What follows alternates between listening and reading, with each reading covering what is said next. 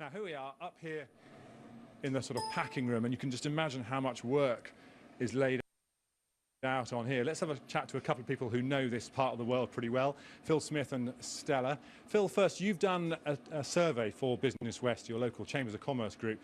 We've seen today, what, 0.7% down a bit on the previous quarter. Is that what you're seeing? Yeah, most certainly. I mean, the UK economy has been very strong for the last year, and indeed the envy of the Western world. But we're just seeing a slight slowdown in that growth. So our members are saying, whereas last year everything was positive, this quarter they're saying not necessarily as strong as last quarter. So a slight slowdown in growth, but still growing.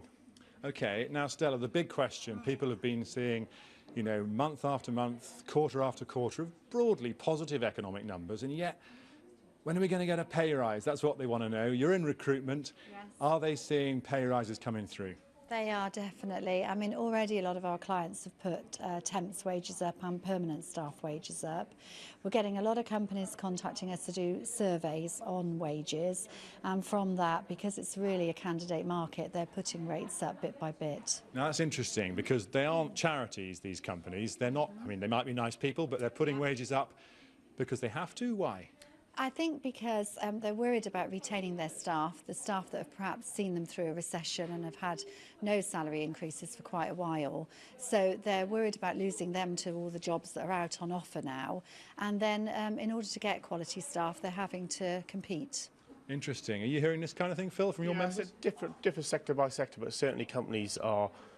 margins are tight, there's no doubt. I was talking to a company yesterday, about a 25 commodities company. They hadn't given a pay rise for 5 years.